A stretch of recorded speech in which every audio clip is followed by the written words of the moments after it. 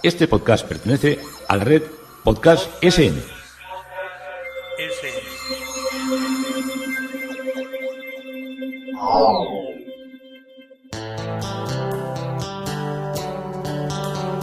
Historia con sentido. Un podcast realizado y presentado por Juan Carlos González.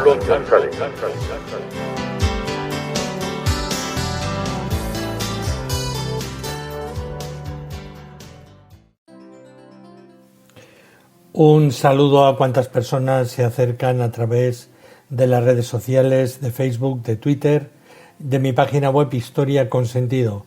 Yo soy Juan Carlos González y un día más encantado de acercaros un espacio de la historia. Hoy el tema propuesto es de Cromwell a Carlos II.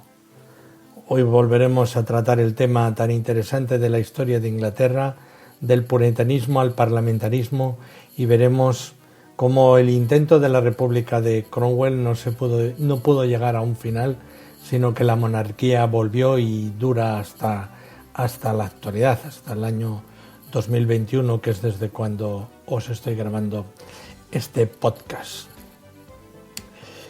La mayoría de los días que hacía muy mal tiempo en mi infancia estudiantil, teníamos que quedarnos indudablemente en la clase. Teníamos, ya os he contado más de una vez, una calefacción que era de serrín prensado. Los que nos habíamos portado mal el día anterior teníamos que ir 20 minutos antes a cargar la estufa. Tenía un suelo de chapa que se quitaba en verano, a partir de prácticamente de San Isidro, se acababa allí la calefacción, y allí era donde nos calentábamos. Si había nieve, que eran muchas veces las que había, pues se volvía a rellenar con unos baldes de serrín la chimenea, se volvía a encender con todos los críos y crías alrededor de la estufa, y allí nos calentábamos.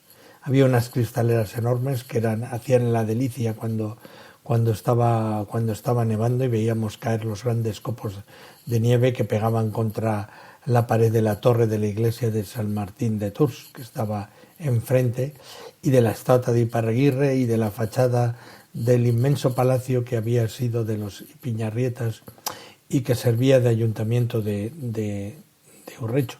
Creo recordar que fue palacio también en lo que era la parte urbana de la población, con unos escudos allí inmensos, con un gran alero que prácticamente hacía de porche en altura, y era muy bonito. Bueno, era muy bonito, tenía un gran zaguán, o entonces a mí me parecía enorme.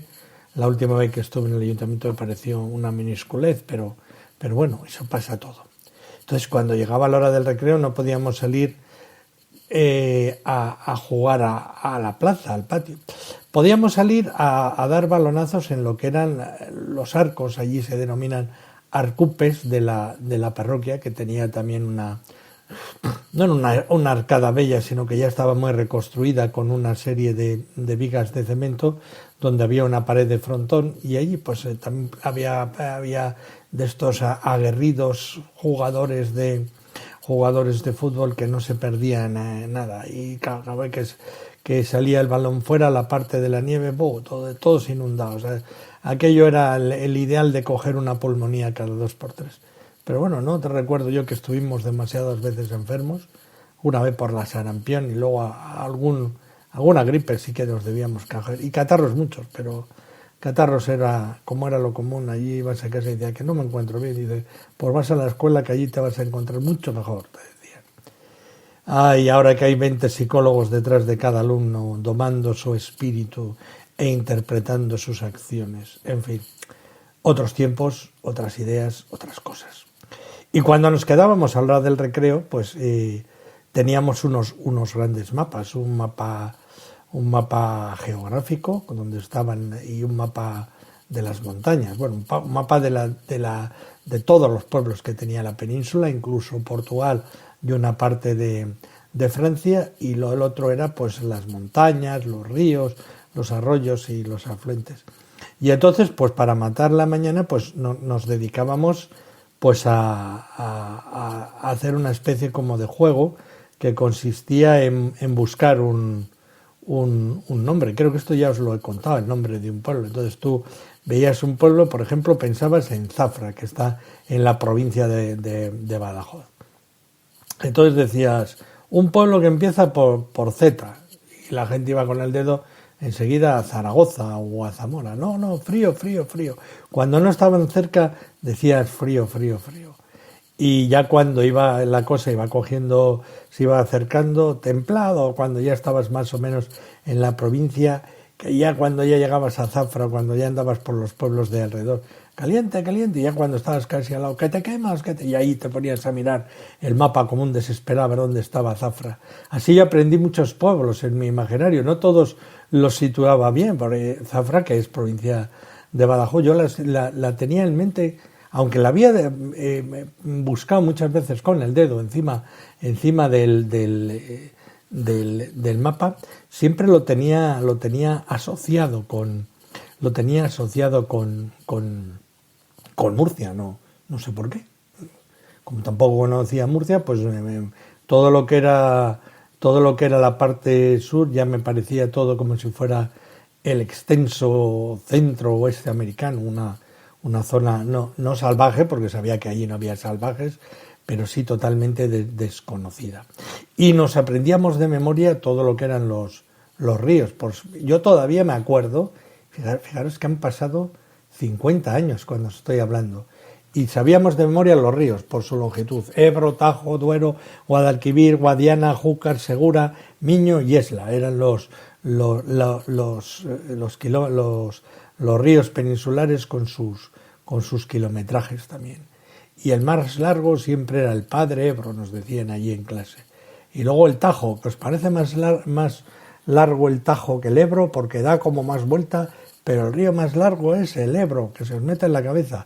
Igual ahora han cambiado ya las medidas y ahora pero bueno, da igual, nosotros al menos sabíamos los nombres. Y luego cuando viajabas y pasabas por encima de un puente sobre el río, decías, mira, te hacías casi el culto, que decías, este es el río. Cuando pasabas por Mérida, me estoy acordando ahora que pasa la carretera por encima, y cuando vas hacia Portugal o cuando bajas hacia Sevilla por lo que es esa parte, la Ruta de la Plata, y decías, este es el quinto río en extensión de la península. Cuando pasabas por Zaragoza, allí mirabas el Pilar, veías el Ebro, que no parecía tanto, decías, bueno, este es el río, este es el padre de todos los ríos de la península. O cuando ibas a Lisboa y veías el Tejo para ellos, el Tajo para nosotros, de una amplitud inmensa, entrando veleros y entrando barcos a dejar la carga a lo que es el Mar de la Paja, que se llama la parte ya más pasado lo que es exactamente la ciudad antigua de Lisboa, con esa increíble plaza de comercio que da al mar, con esas escaleras que se meten en el mar, de un imperio magnífico que tuvieron, un imperio magnífico.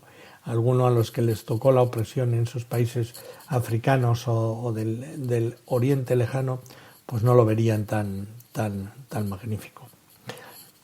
Y claro, una de las cosas que siempre pasa, que uno cuando va a Londres, pues se queda, le llama, o a mí al menos me llaman. Yo nací encima de una casa, digo nací porque no nací en el hospital, nací en la casa, pero antes nacías en tu casa, te venía una comadrona y le atendía a tu madre en el parto. No penséis que esto de los hospitales y de la asepsia, esto es de antes de ayer. Igual en las ciudades sí que tenía la gente suerte, pero los pueblos funcionaban así. Había 2 comadronas, una en cada pueblo, y allí te atendía la comadrona y sacaba adelante al niño. Y si no te sacaba adelante, pues una pena, porque habías pasado ya al reino de los justos. Había mucha mortalidad infantil todavía vas a cementerios y entre los años 65, 72, 73 ves un montón de niños muertos con meses, auténticas tragedias, pero en una sociedad donde nacían tantos niños que la pérdida, aunque era sentida y vivida,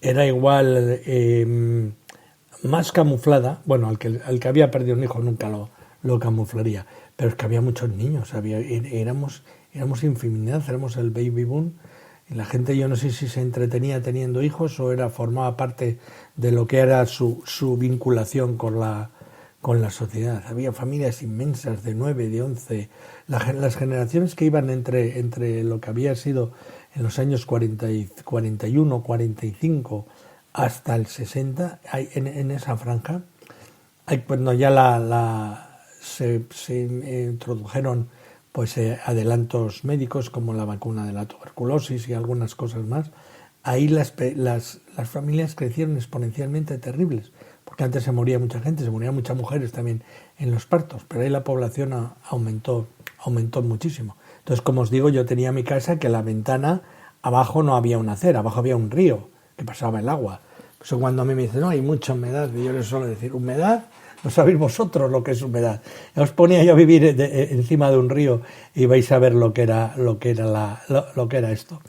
Y el vivir, a los que hemos vivido al lado de un río, pues siempre nos llama mucho, porque claro, de las primeras imágenes que tenemos de haber visto cosas de la naturaleza era el discurrir del río, y nos preguntábamos por qué suben, por qué baja el agua hacia abajo, y toda esa serie de preguntas que nos hacíamos en nuestra infancia, y las orillas, y por qué en invierno y cuando llovía crecía mucho. Bueno, toda una serie de preguntas infantiles que a mí siempre me habían hecho tener y mantener mucha ilusión por el río, por el mundo de los ríos. Entonces, cuando vi el Támesis me gustó mucho. A ver, es un río que, al estar rodeado de la ciudad de Londres, es un río interesante. Pero no os imaginéis que es un río, los que no habéis visitado Londres, no es un río excesivamente grande ni excesivamente ancho. No es pequeño tampoco, pero es siempre lleva el agua, ese agua marrón, ese agua marronácea, marrón claro, pero no es un río de estos prístino, claro, que ves cargado como de belleza o de romanticismo, con el Danubio azul, o estos ríos grandes, estos ríos franceses con esas tonalidades tan verdosas para que los pinten los pintores impresionistas. Pues eso se te escapa. Luego hay mucho tráfico porque andan siempre los ríos, los barcos para arriba y para abajo. Hay comisarías de policía que andan ahí vigilando todo lo que es el río Támesis, para que no se les cuelen cosas, pero es una ciudad abierta al río, sobre todo en lo que es la parte del Parlamento de Westminster, en toda esa zona, en lo que es en Buckingham, en todo ese trozo hasta que llegas a la Torre de Londres y al Puente de Londres, que es el último puente antes de llegar al mar. Por eso un día hablaremos también de todo lo que son el tráfico fluvial del Támesis. Pues siempre te deja un tanto impactado de lo que ves y de lo que encuentras. Pero como vamos a seguir todavía bastante con la historia del parlamentarismo inglés, de los puritanos, de la monarquía, y desde las distintas dinastías, vamos a proseguir con esta magnífica realidad que supuso para Inglaterra la llegada de Cromwell y su final, lo que fueron los acontecimientos que tuvieron lugar con Carlos I, y cómo se desembocaría lo que era la restitución otra vez de la monarquía en el reino. Y cuando la política de Cromwell no tenía puntos de vista fijos, excepto que se oponía a lo que él llamó el gobierno arbitrario. Antes de la ejecución de Carlos I, contempló la idea de colocar a uno de los hijos de Carlos en el trono, como gran político y hábil que era. Cromwell también se resistió a la abolición de la Cámara de los Lores, porque veía que ese poder que tenían era un poder que no solo se manifestaba en la presencia en la Cámara, sino que era un poder cargado de historia y cargado de poder en los diversos territorios de Inglaterra. En el año 1647 dijo que no estaba pagado ni apegado a ninguna forma particular de gobierno. Después de que la Asamblea de los Santos, aquel intento puritano, fracasó, convocó a 2 parlamentos electos en 1654, 1655 y en 1656, 1658.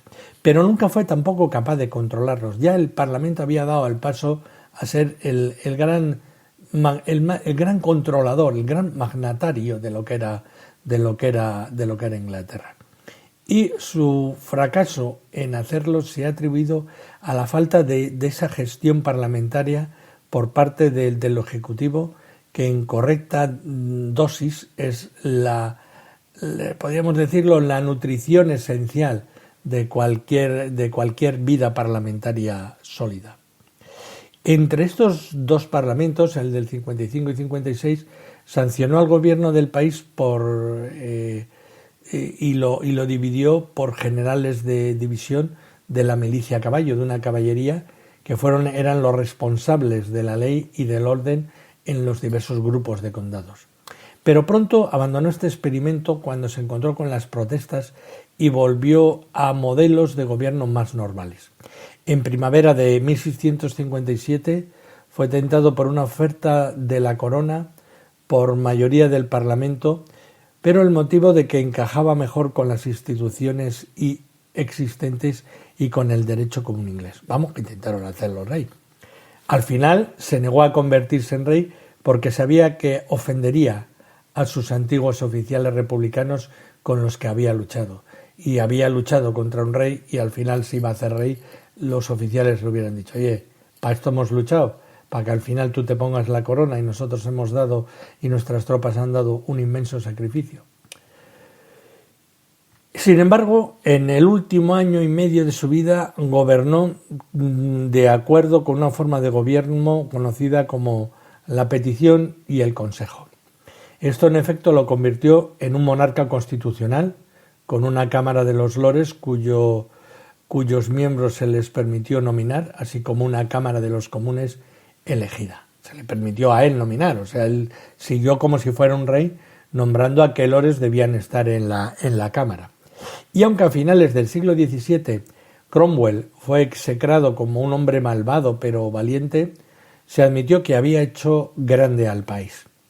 En el siglo XVIII, por otro lado, fue considerado un hipócrita, mientras que en el siglo XIX, bajo la influencia sobre todo del historiador Thomas Carlyle, se le consideró como un reformador constitucional que había destruido el absolutismo de Carlos I. Los críticos modernos tienen un mejor discernimiento. Su creencia en la providencia de Dios se analiza en términos psicológicos.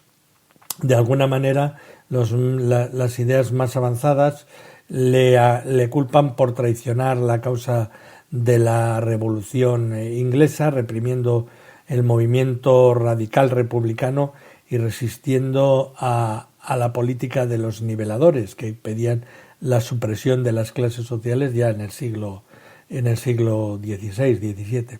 Y en general es considerado solo en un sentido muy limitado como una especie de dictador, pero más bien como un gobernante patriótico que restauró la posibilidad política después de las guerras civiles y contribuyó a la evolución de un gobierno constitucional y que consintió, permitió, igual alentó y creó una tolerancia religiosa. A pesar de la presencia y de la controversia, los protestantes puritanos y no puritanos bajo Isabel y Jacobo se habían decantado por la adhesión a una teología ampliamente calvinista de la gracia. Gran parte de la moderación de Whitefield en el manejo de los puritanos, por ejemplo, este era uno, como ya hemos visto en los capítulos de la historia, uno de los válidos, se puede rastrear en el consenso calvinista prevaleciente que compartió con los inconformistas Incluso en 1618 una delegación inglesa en el Sínodo de Dort aprobó decisiones fuertemente calvinistas de ese órgano. Bajo Carlos I, sin embargo, este consenso se rompió, creando una grieta en la Iglesia de Inglaterra. El antipuritanismo en materia de liturgia y organización se vinculó también con el anticalvinismo en teología. Los líderes del partido antipuritano y anticalvinista, en particular Richard Montague, cuyo Newgate of All Gods vinculó por primera vez el calvinismo al término de abuso de puritano, que se basó en el desarrollo del arminianismo en Holanda, pero esto nos llevaría por un mar no de herejías, sino de posicionamientos reformados que nos haría perder el sentido de la historia de Inglaterra, no porque no lo comprendiéramos bien ni mejor, sino porque nos desviaríamos de él. A diferencia de los calvinistas que enfatizaron la predestinación de Dios en unos pocos a la salvación y la condenación del resto de la humanidad, los arminianos subrayaban la fuerza de la salvación de Dios a toda la humanidad.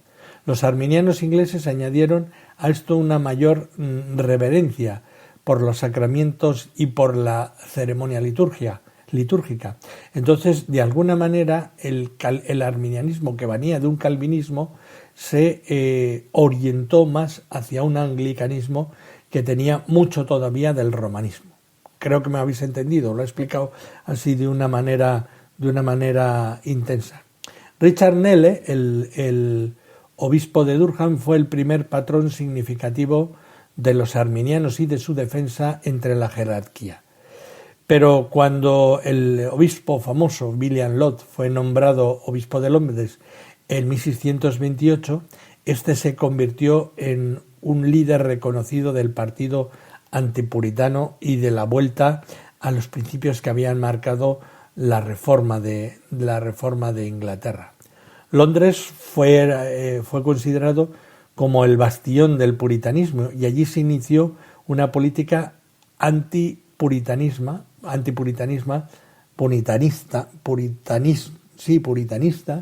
de un modo exhaustivo. Y Carlos trató de acabar con los escoceses en las llamadas guerras episcopales. Para librar la guerra, Carlos necesitaba aumentar los ingresos y la única institución que podía aprobar impuestos era el Parlamento, que había peleado con él en la década de los años 20 y había sido disuelto también en el año 1929. En abril de 1640 el Parlamento corto se reunió, pero rápidamente fue disuelto, como vimos, por Carlos, porque los miembros querían discutir una lista de quejas antes de aprobar fondos para la guerra. Y Carlos procedió contra los escoceses, pero sus ejércitos no eran rivales para estas fuerzas que estaban muy bien organizadas, sobre todo si las inglesas no tenían tanto dinero. En 1640 se enfrentó a un ejército de ocupación ya en su territorio, en el norte de Inglaterra, exigiendo dinero como parte de su asentamiento. Sin embargo, Carlos se vio obligado a llamar al Parlamento de nuevo y esta vez se vería obligado a pelear y a lidiar con él.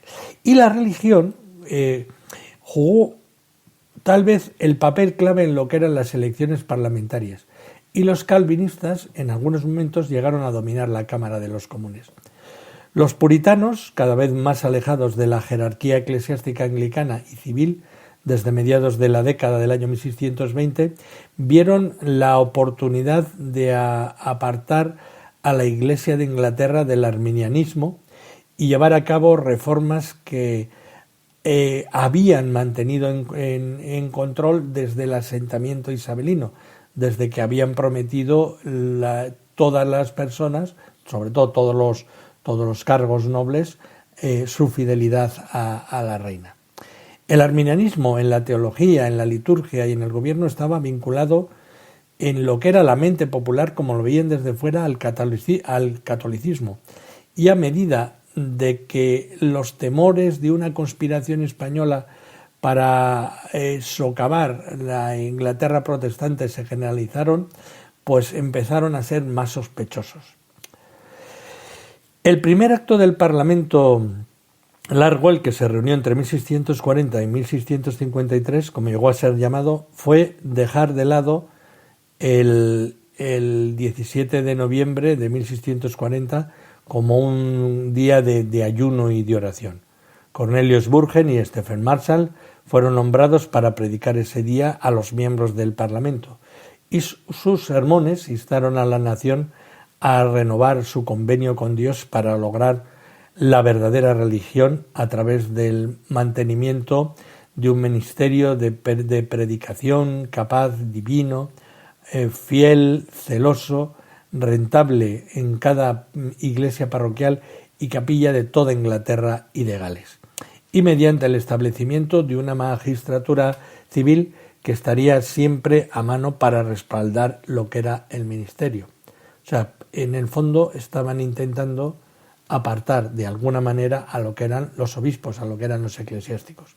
Ciertos de sermones de esta índole fueron predicados en días de ayuno mensuales y en otras ocasiones ante el Parlamento durante los próximos años, instando al pueblo a adoptar lo que era la verdadera doctrina, la adoración pura y el mantenimiento de la disciplina como un medio de reclamar la bendición de Dios para Inglaterra y para que pudiera llegar a ser nuestra nueva Jerusalén, una alabanza en medio de la tierra. Carlos se había hecho, evidentemente, se había convertido en el patrón de los arminianos, y su intento era el de redefinir desde este punto lo que era la doctrina anglicana. Los arminianos, a su vez, favorecieron las causas de Carlos contra los puritanos y le acompañaron en el intento de control del Parlamento. Esta alianza se llevó a cabo a pesar de la creciente presión sobre Carlos para que cooperara con el Parlamento en asuntos económicos y militares. La guerra civil resultante entre las fuerzas del rey y las del Parlamento no fue solo una lucha religiosa entre arminianos y carministas, pero el conflicto sobre la religión jugó un papel innegable y grande en la provocación de la Revolución Puritana. A medida que el protestantismo se dividió, también lo hizo la sociedad inglesa. Los combates estallaron en el año 1642 y después de las primeras batallas, los miembros del Parlamento convocaron un comité de más de 100 clérigos de toda Inglaterra para asesorarlos sobre el buen gobierno de la Iglesia. Este órgano, que se denominó la Asamblea de los Divinos de Westminster, se convocó el 1 de julio de 1643 y continuó las reuniones durante más de cinco años. La mayoría del clero puritano de Inglaterra probablemente habría aceptado el gobierno de una iglesia episcopal modificada. El Parlamento, sin embargo, necesitaba la ayuda militar de Escocia y adoptó la Liga Solemne y el Pacto, que comprometió a la Asamblea de Westminster a desarrollar una política eclesiástica cercana a la forma presbiteriana de Escocia. Un pequeño y decidido grupo de las asambleas de hermanos disidentes se extendió extendió la guerra de la libertad de la congregación o independencia. Estos eran una secta, una división de la Iglesia, los hermanos disidentes, y luego otros fueron los Erastians, que argumentaron que la Iglesia estaba subordinada al Estado y querían limitar las ofensas bajo el poder de la disciplina de la Iglesia. Debido a que ambos grupos tuvieron apoyo en el Parlamento, la reforma del gobierno de la Iglesia y de la disciplina se frustró. La disidencia dentro de la Asamblea era insignificante en comparación con la disidencia fuera de ella. Los folletos de John Milton, de Robert Williams y otros puritanos suplicaron por una mayor libertad de prensa y de religión. Tal disidencia fue apoyada por el nuevo ejército modelo, una fuerza parlamentaria de 22.000 hombres, liderada, como hemos dicho, por Sir Thomas Fairfax y por su comandante en jefe, Oliver Cromwell. El apoyo del ejército a esta disidencia se hizo aún más significativo porque sus líderes se habían convertido en un verdadero poder en Inglaterra durante la derrota de las fuerzas realistas. Y a finales de 1648 los vencedores temían que la Asamblea de Westminster y el Parlamento llegaran a un compromiso con el derrotado Carlos, que destruiría sus ganancias para lo que era el puritanismo. Y en diciembre de 1648 el Parlamento fue purgado de miembros insatisfactorios para el ejército y en enero de 1649 el rey Carlos fue juzgado y ejecutado. Aunque la Cámara de los Lores fue abolida, tanto el Parlamento como las asambleas continuaron asentándose sobre una base parlamentaria. Y en marzo de 1649 el gobierno de la Commonwealth, no confundir la Commonwealth de que tenemos ahora, sino como la reunión de pueblos de Inglaterra y de Gales, fue declarado y Cromwell emergió como señor protector de Inglaterra. Era, como hemos visto, un puritano típico que veía el juicio y la misericordia de Dios operando en lo que eran los asuntos humanos y creía que su éxito militar era una señal de la bendición de Dios sobre su obra. El clérigo disidente John Owen guió el asentamiento religioso bajo Cromwell, sostuvo que la reforma de Inglaterra será la más gloriosa que la de cualquier nación en el mundo que se siga llegando a cabo, y ni el poder ni contrapoder humano impuesto solo podría imponerse al final el espíritu de Dios que apoyaba su toma de decisiones.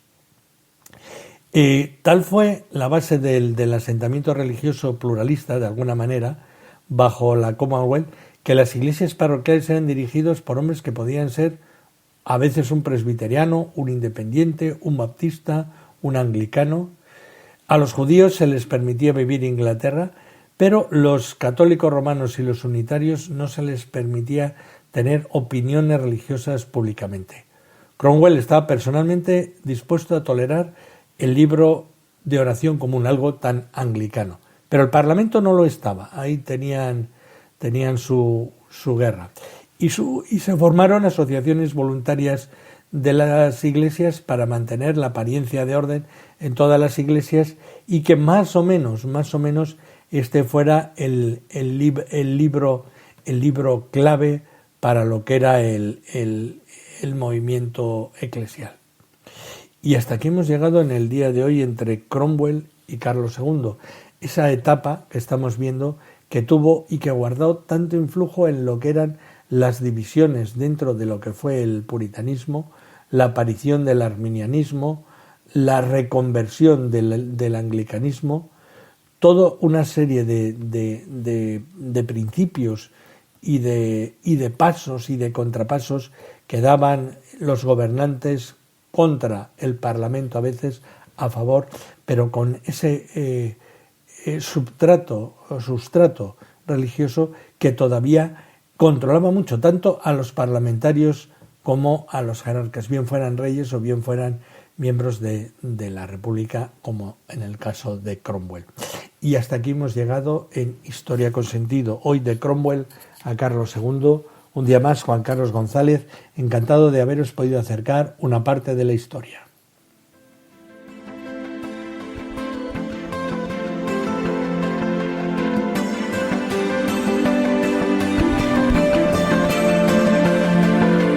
Hasta aquí un episodio más de Historia con Sentido.